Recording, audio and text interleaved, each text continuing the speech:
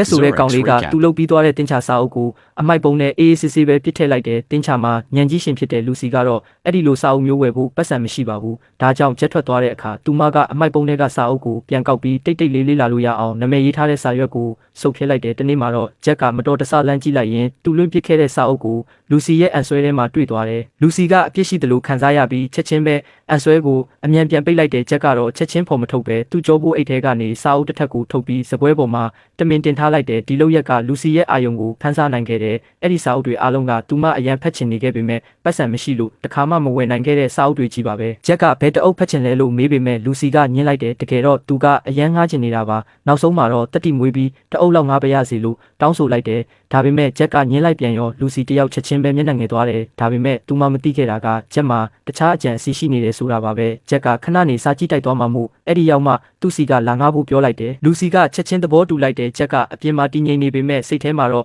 အရန်ပျော်နေခဲ့တာပါပြီးတော့ခက်တီတီပုံစံကိုပြန်ထိန်းလိုက်တယ်စာကြည့်တိုက်ရောက်တော့ဂျက်တယောက်သူ့သဘောကျနေတဲ့ကောင်မလေးနဲ့နှစ်ယောက်တည်းရှိခွင့်ရသွားခဲ့တယ်အဲ့ဒီအချိန်မှာသူ့ရင်တွေအရန်ခုန်နေပြီးစာကိုလုံးဝအာယုံစိုက်လို့မရဘူးအချိန်တွေကုန်မြန်ပြီးလူစီကစာအုပ်တအုပ်ကိုဖတ်ပြီးသွားတယ်သူမပြန်ဖို့ပြင်နေတော့မှပဲဂျက်ကစာအုပ်တွေအားလုံးကိုသူတို့နှစ်ယောက်ကြားမှာချထားရင်းလူစီကိုမပြန်နိုင်အောင်ထိန်းထားလိုက်တဲ့ဒီလိုရဲ့ကြောင့်လူစီလည်းသူ့အပေါ်စပြီးသဘောကျလာခဲ့တယ်အဲ့ဒီနောက်ဂျက်ကနှစ်ချက်ကိုထုတ်ပြီးတချင်းနားထောင်ရင်းနှစ်ချက်တစ်ဖက်ကိုသူမစီကမ်းပေးလိုက်တယ်သူနဲ့အတူတူနားထောင်ဖို့ဖိတ်ခေါ်ရင်းသူ့မျက်လုံးတွေကလည်းသူမကိုခိုးခိုးကြည့်နေမိတယ်အဲ့ဒီခိုက်တန်မှာသူတို့ပတ်ဝန်းကျင်ကအရာအားလုံးဟာတဖြည်းဖြည်းပျောက်ကွယ်သွားသလိုပါပဲသူတို့နှစ်ယောက်ကျဲပြောလာတဲ့မျက်ခင်းပြင်ကြီးတစ်ခုပေါ်ရောက်သွားသလိုခံစားလိုက်ရတယ်ဂျက်ရဲ့တချင်းတန်စင်တွေနဲ့အတူပါလာတဲ့လေပြင်းရင်းတွေကလူစီရဲ့စိုးရိမ်ပူပန်မှုတွေအားလုံးကိုမေ့ပျောက်စေပြီးဒီပျော်ရွှင်စရာအချိန်လေးကိုအပြည့်အဝခံစားစေခဲ့ပါတယ်